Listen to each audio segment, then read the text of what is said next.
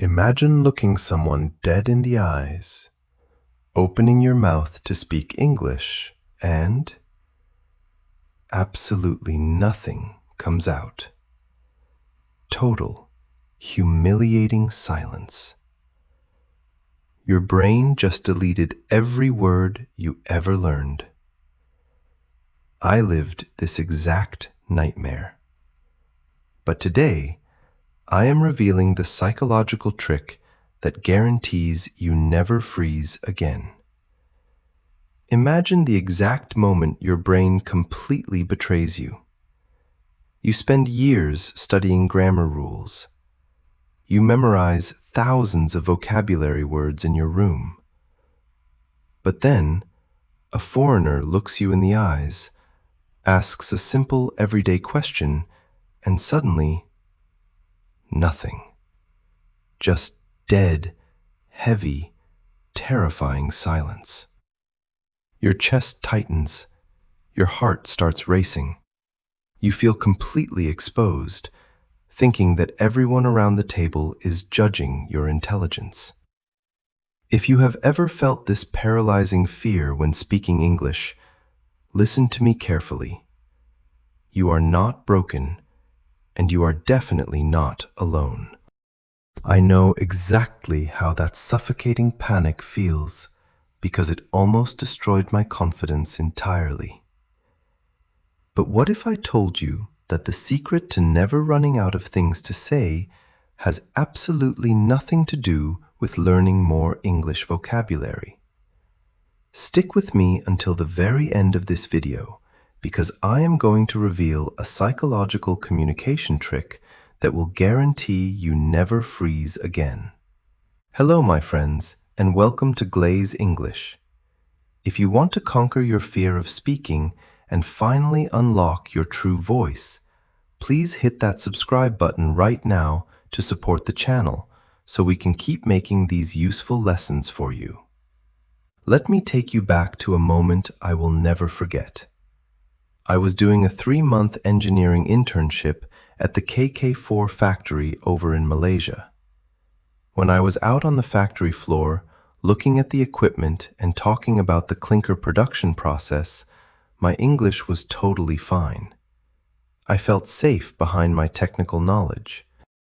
But then the lunch bell rang. I sat down in the crowded cafeteria with a group of international colleagues. A guy sitting across the table smiled warmly and asked, "Hey, how are you liking it here so far?"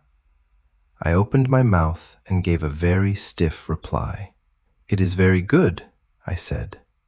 And then the absolute worst thing happened. The conversation just died. The clinking of forks on the plates suddenly sounded incredibly loud. I was desperately searching my brain, panicking, thinking, what should I say next? Should I talk about the food? Is my grammar correct? My mind went entirely blank. It felt like every English word I had ever learned just evaporated into the air. This is the nightmare we call freezing mid-conversation. For so many of us, the hardest part of speaking a new language is not saying hello. The hardest part is surviving the awkward silence that comes right after. We punish ourselves, believing our English is just bad. But the profound truth is this: you do not have a language problem. You have a strategy problem. Today, we are going to fix this together. I am going to introduce you to a system I call the conversation engine. It is a simple, incredibly powerful way to keep your interactions alive, natural, and flowing, even when your hands are shaking and your mind feels empty. But before we can actually build this engine together, we have to completely destroy the biggest lie you have ever been told about speaking a foreign language. For years, I treated English exactly the same way I treat the technical blueprints and chemical processes at my factory job. I honestly believed that a conversation was a strict pass or fail test. I thought that if I used the wrong tense, or if I forgot a specific vocabulary word, the entire machine would break down and people would judge me. We all carry this heavy, invisible backpack of pressure. We look at native speakers and we assume they are fantastic at talking because their grammar is absolutely flawless. We think they have this massive, perfect dictionary inside their heads that we simply do not possess. That is a complete myth, and holding on to it is exactly what causes you to freeze. If you truly listen to native speakers casually talking at a coffee shop or in the hallway, you will notice something shocking. They break grammar rules all the time. They stutter, they restart their sentences, and they use incredibly simple words. They are not brilliant conversationalists because of perfect grammar. They are brilliant because they do one specific thing that we often forget to do when we are stressed. They show genuine, authentic interest in the person sitting across from them. This is the massive mindset shift that changed everything for me. You see, when we panic and the silence takes over, it is because our focus is entirely trapped inside our own heads. We are looking inward. We are desperately asking ourselves, what incredibly smart thing can I say next to prove that my English is good? We put all the heavy lifting on our own shoulders. We try to pull a brand new, fascinating topic out of thin air. But a real conversation is never about showing off your skills. It is simply about showing curiosity.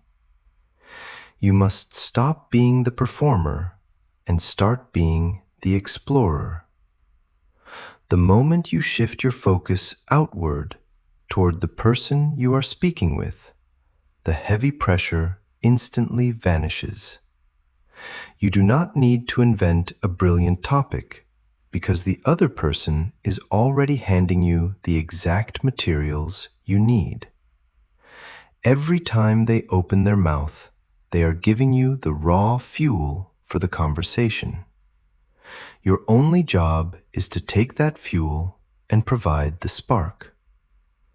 Instead of worrying about your next perfect sentence, your only mission is to figure out how to keep their ideas flowing.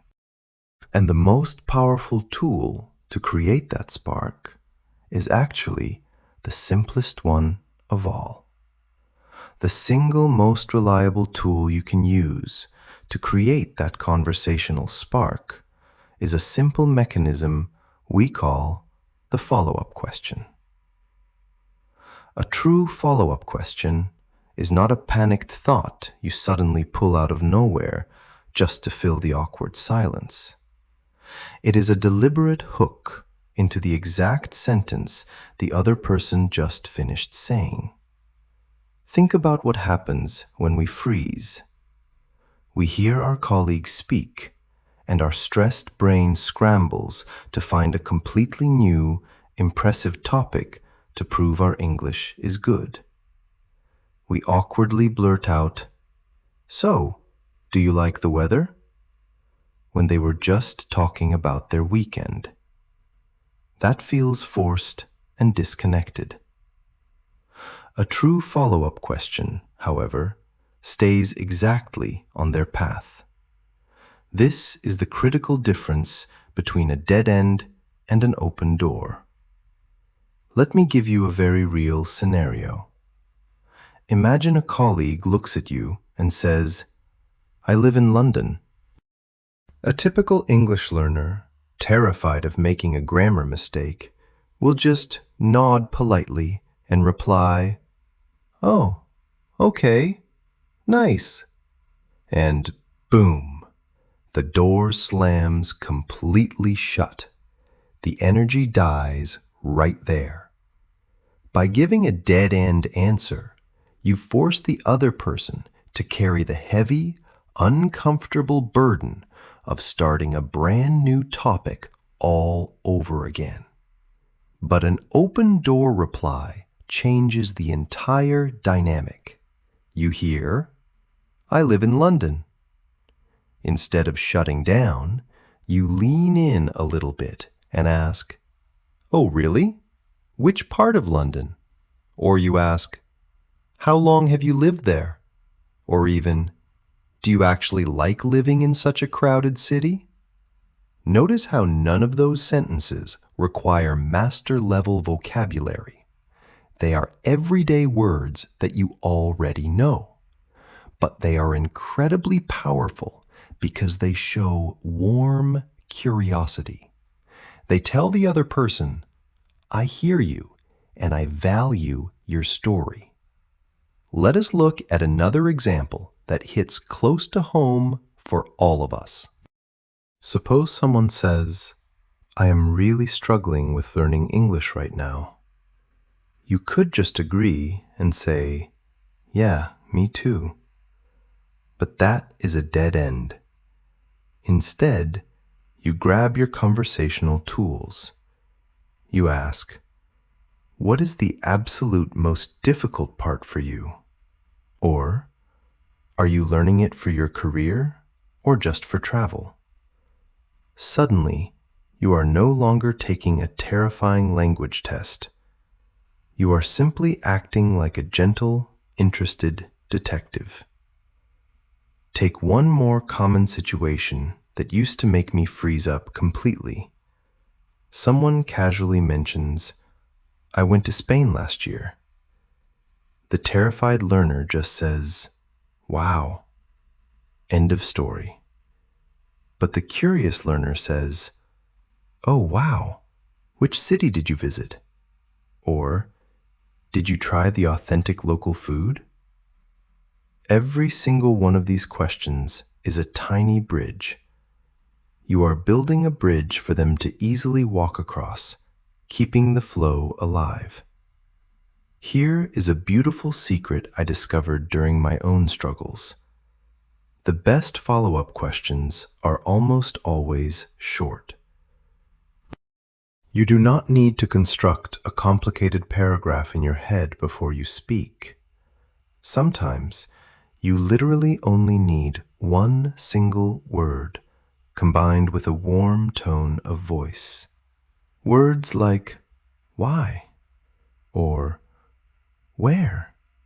or "how?" or "who with?" are absolute conversation gold. They effortlessly toss the ball right back into the other person's hands. You get to breathe, relax your shoulders, and just listen. I want us to practice this right now, together. I am going to challenge you directly. Imagine we are sitting across from each other having coffee, and I look at you and say, "I am currently studying engineering. What is your next move?" I'm going to give you exactly 5 seconds to think of a natural follow-up question. Go. Time is up. If you thought of asking something simple like, "Oh, what kind of engineering?" you did perfectly. If you thought, "Why did you choose that major?" or, "Is the math incredibly difficult?" you are completely nailing this. You see, the brilliant topic was already right there. I handed you the word engineering, and you just used it to unlock the next natural level of our conversation. Once you master the art of tossing that conversational ball back with a simple question, you are ready to learn the second gear of our engine, which is a psychological trick that feels almost like magic. When I first started working in international environments, I carried this massive, heavy fear that if I repeated the words my conversation partner used, I would sound like a mindless parrot or reveal that my vocabulary was terribly limited. In traditional classrooms, we are constantly taught to find synonyms and to always show off a brand new, complex word. Because of this, when a foreign colleague spoke to me, I firmly believed I had to invent a completely original response from scratch. But in the real world, striving for constant originality is exactly what drains your mental energy and causes you to freeze. Enter the beautiful, relieving concept of mirroring. If you pay close attention to a group of native speakers hanging out together, you will notice something surprising. They repeat each other's words constantly. Mirroring is the simple act of taking one or two key words from the very end of their sentence and gently bouncing them back. This lazy little trick accomplishes two incredible things at the exact same time. Psychologically, it makes the other person feel deeply validated.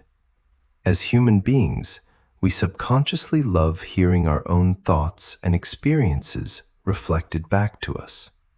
But tactically, for us language learners, mirroring is an absolute survival mechanism. When that terrifying blank sensation hits your mind, mirroring gives your stressed brain 3 to 5 crucial seconds of breathing room. It buys you the time you desperately need to formulate your next thought, all while preventing that awkward, heavy silence from taking over the room. Let me show you how this actually sounds. Imagine a new friend says, "I used to work in a busy restaurant." A nervous learner just says, "Oh." But a fluent communicator slowly mirrors them. They say, "A restaurant? Wow, that sounds incredibly stressful." Notice what happened there. By simply echoing the word restaurant, you kept the audio channel completely open. You took the exact noun they gave you, used it as a sturdy bridge, and safely walked across it. However, mirroring goes much deeper than just copying vocabulary. It is also about reflecting true human emotion. This is where you transform from a struggling student into a warm, relatable friend. If a coworker walks into the break room looking completely defeated and sighs, "Man, I am so tired today," you do not just stare at them. You soften your voice, match their exhausted energy, and say, "Tired today? Did you have a really long shift?" You are repeating their core word, but your soft tone is showing genuine empathy. You are proving that you understand their daily struggle, which instantly builds a bond of trust between you two. Let us observe how this creates a beautiful rhythm in a longer chat. Picture someone saying, "I just moved to this city." You calmly mirror them. "You just moved here? Welcome. How do you like it so far?" They reply, "It is nice, but honestly, it is a bit expensive." You catch that keyword and bounce it right back. "Expensive? Yeah, I completely understand. Which part of the city is the most expensive?" They answer, "Definitely the city center." And you easily finish with, "The city center? Yes, absolutely. Downtown is always pricey." Look closely at the hidden structure of that exchange. Just moved. Expensive. City center. Those exact same ideas simply looped back and forth like a gentle, rhythmic game of ping pong. This technique requires zero advanced grammar, yet it makes you sound incredibly fluent, highly engaged, and totally confident. When your mind goes entirely blank, Do not panic. Do not look down at your shoes, and do not let the silence win.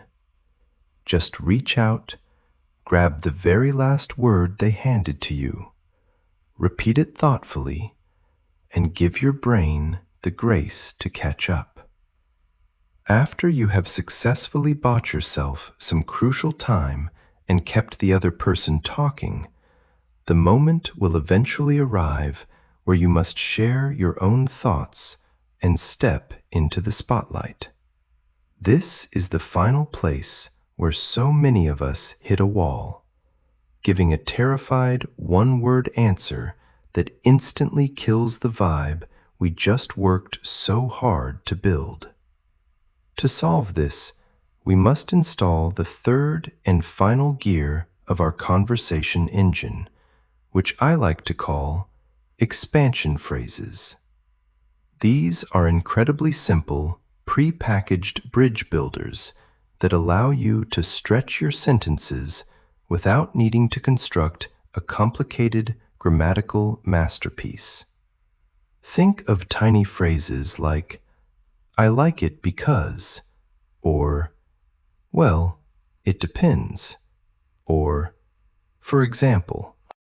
If an international colleague asks if I enjoy my work as a production engineer, a nervous version of me would just say, "Yes," and stare at the floor. But the fluent version of me uses an expansion phrase. I simply say, "Yes, I enjoy it because the daily challenges keep my mind sharp, but it can be quite stressful during equipment selection." You do not need to deliver a flawless 10-minute speech. You just bolt one tiny reason onto your basic answer, and that gives the other person exactly what they need to ask their next question. When I walk through the loud, dusty floors of the factory here in Tainan, or when I sit down at the dinner table with my wife and kids after a long shift, I am constantly reminded of a very simple truth. Life, much like a good conversation, is not about being absolutely perfect. It is about showing up, being present, and making an effort to connect with the human beings around you. I started this channel to share these stories and strategies with you because I know how isolating it feels to have so much knowledge trapped inside your head, completely unable to express it just because of a language barrier. So, I want to leave you with a deeply personal challenge today. The next time you find yourself standing face to face with a native speaker, what will you choose to do differently? When your heart starts racing and your mind goes blank, will you surrender to the heavy silence? Or will you take a deep breath, remember our engine, and simply ask one more curious question? Real English is never perfect. It is messy, it is alive, and it requires courage. You finally have the exact tools you need to keep it moving. Thank you so much for joining me on this journey today. Please subscribe to the channel if you want to keep growing together, because we have so many more stories to share. Until next time, keep speaking, keep connecting, and never let the fear of freezing steal your voice again. When we step back and look at the big picture, the conversation engine, using follow-up questions, mirroring, and expansion phrases, is not just a clever set of language hacks. It is a profound shift in how we view human connection. For years, I let my fear of sounding imperfect build a massive wall between myself and the rest of the world. I honestly thought my value in any conversation depended entirely on my grammar and my vocabulary. But the deepest lesson I have learned through all my struggles, from the quiet factory floors to those terrifying international lunch tables, is this: True fluency is not the absence of mistakes. True fluency is the presence of connection. No one will ever remember if you used the wrong verb tense, but they will absolutely remember how you made them feel. They will remember that you actually listened to them. They will remember that you cared enough to ask a simple question about their story. How can you apply this profound lesson to your life starting right now? Tomorrow, when you walk into your office, jump on an online video call, or meet a foreigner at a local coffee shop, I want you to actively take the spotlight off yourself. Stop mentally rehearsing your sentences before you speak. Instead, tune in completely to the human being standing in front of you. When they speak, listen closely for that one key word you can gently mirror.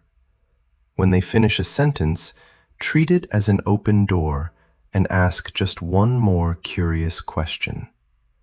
Let your natural empathy override your fear of making a technical mistake. You will be amazed at how quickly the heavy pressure vanishes, leaving behind a genuine, effortless interaction. You already have all the English vocabulary you need to make a real connection. You just needed the right strategy to unlock it. Now, I would love to hear from all of you in our community. Think about your own daily life and your own struggles. What is one specific situation where you usually find yourself freezing in an English conversation? And which of these three tools, follow-up questions, mirroring, or expansion phrases, are you going to try using first to break that silence? Please share your thoughts and your personal experiences down in the comments section below, so we can all learn and draw inspiration from each other. If this video brought you value and helped you see your English journey in a completely new light, please hit that subscribe button to support Glaze English. Your support gives me the motivation and energy to keep creating these lessons and sharing these stories with you. Keep speaking, keep connecting, and I will see you in the next video.